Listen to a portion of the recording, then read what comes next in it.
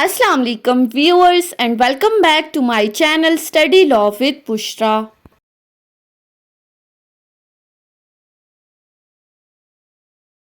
So we have completed the subject of Contract Act 1872. From today onwards, we will be discussing Civil Procedure Code 1908. So in this video, we will discuss Section 21 of CPC. But before starting the discussion, I request you all to please subscribe to my channel and don't forget to press the bell icon for latest updates.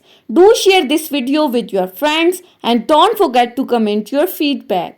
So let's move towards the discussion. जब हम law gate के syllabus को discuss कर रहे थे तो हमने वहां पर सीपीसी के सेक्शन 1 से सेक्शन 20 तक डिटेल में डिस्कस किया था। आज की इस वीडियो से हम सेक्शन 21 को स्टार्ट करेंगे। सेक्शन 21 को अगर आप देखें तो सेक्शन 21 डील करता है objections as to the jurisdiction.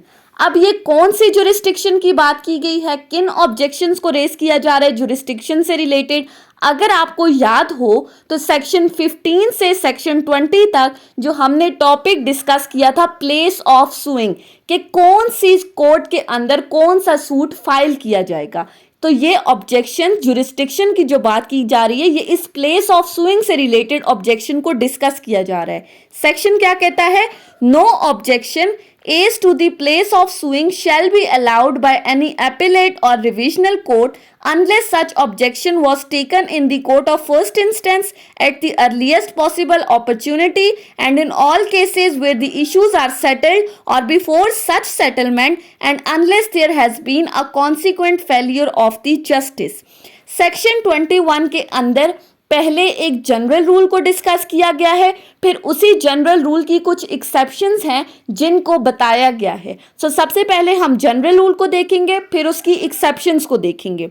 General rule क्या कहता है कि कोई भी एपिलेट कोर्ट या कोई भी revisional court place of suing से रिलेटेड, जुरिस्डिक्शन से रिलेटेड किसी भी ऑब्जेक्शंस को अलाउ नहीं करेगी, किसी भी ऑब्जेक्शन को इंटरटेन नहीं करेगी। उस कोर्ट के अंदर, उस रिविजनल या एपिलेट कोर्ट के अंदर आप जुरिस्डिक्शन से रिलेटेड ऑब्जेक्शंस का सूट फाइल नहीं कर सकते। पहली बात, ये जनरल रूल है, एपिलेट फोरम या रिविजनल फोरम पे आप नहीं जा सकते।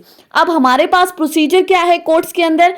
सबसे पहले आपने सूट फाइल किया सिविल कोर्ट के अंदर, सिविल कोर्ट्स के फैसले से आप सेटिस्फाई नहीं है, अपील जाएगी डिस्ट्रिक्ट कोर्ट के अंदर, फिर सेकंड अपील जाएगी हाई कोर्ट के अंदर, या फिर आप रिवीजन फाइल करेंगे हायर फोरम के ऊपर।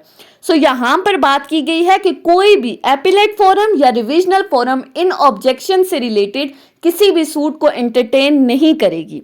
अब आगे कुछ एक्सेप्शंस हैं इस जनरल रूल की, कि वो कौन सी सिचुएशंस हैं, वो कौन से सर्कमस्टांसेस हैं जब यही एपिलेट फोरम या यही रिविजनल फोरम ऑब्जेक्शंस को जो जुरिस्डिक्शन से रिलेटेड रेज की जा रही हैं उनको इंटरटेन करेगी, उनको अलाउ करेगी।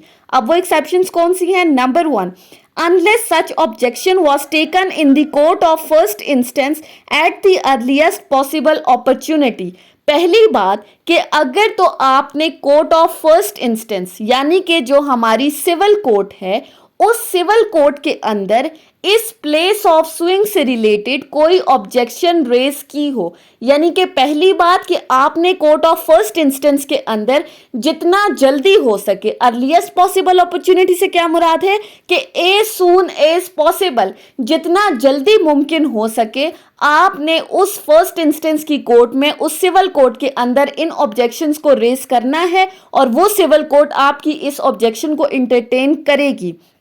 अगर इस स्टेज पे ये सिविल कोर्ट आपकी इन ऑब्जेक्शंस को इंटरटेन नहीं करती, वो आपकी ऑब्जेक्शन को डिसअलाउ कर रही है, then you can move towards the appellate forum और रिविजनल फोरम। पहली बात, आपने सिविल कोर्ट के अंदर ऑब्जेक्शन रेज करनी है। अगर तो सिविल कोर्ट अलाउ नहीं कर रही, वो इंटरटेन नहीं कर रही आपकी ऑब्जेक्शंस को, तो फिर आप जा सकते हैं एपिलेट फोरम पे या रिविजनल फोरम पे। पहली एक्सेप्शन आ गई कोर्ट ऑफ फर्स्ट इंस्टेंस की। Second, and in all cases where the issues are settled at or before the such settlement, अब दूसरी बात की जा रही है सेटलमेंट ऑफ द इश्यूज की, यानी कि जब आपने कोर्ट ऑफ फर्स्ट इंस्टेंस में ऑब्जेक्शन रेज करनी है तो वो किस टाइम पे करनी है? Eight the time of the framing of the issues, जब इश्यूज फ्रेम किए जा रहे हो या उन फ्रेमिंग ऑफ इश्यूज से पहले आपने उन ऑब्जेक्शंस को रेज करना है। अब हमारे पास प्रोसीजर क्या है कि हम कोर्ट के अंदर प्लेंट फाइल करते हैं, समन होता है, डिफेंडेंट आके अपनी रिटन स्टेटमेंट सबमिट करता है, उसके बाद पार्टीज के दरमियान इश्यूज फ्रेम किए जाते हैं। सो दूसरी बात कही जा रही है कि इस फ्रेमिंग ऑफ द इश्यूज के टाइम पे या इन फ्रेमिंग ऑफ इश्यूज से पहले किसी भी स्टेज पर आपने सिविल कोर्ट के अंदर अपनी इन ऑब्जेक्शंस को रेज करना है।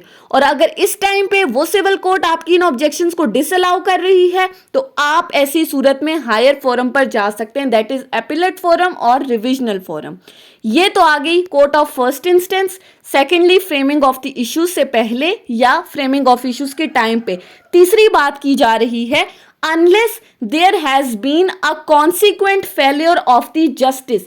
तीसरी चीज कही जा रही है कि जहां पर total failure of the justice है, इंसाफ हो ही नहीं रहा, ऑल्दो आपने ऑब्जेक्शंस रेज की हैं लेकिन आपको इंसाफ नहीं प्रोवाइड किया जा रहा, आपको इंसाफ नहीं मिल रहा, तो ऐसी सूरत में फिर आप अपनी इन ऑब्जेक्शंस को लेकर एपिलेट फोरम पे या रिविजनल फोरम पे जाएंगे।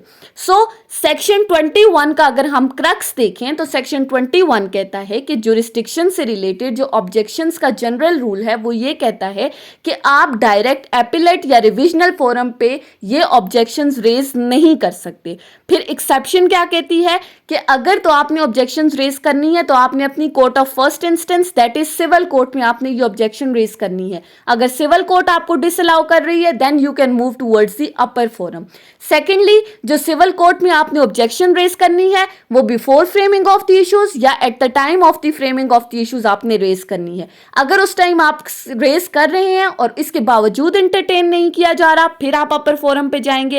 और तीसरी बात, जहां पे consequent failure of the justice है, इंसाफ ही नहीं मिल रहा, तो वहां पर आप अपर फोरम पे जा सकते हैं। So section 21 tells us about a general rule and it's exceptions.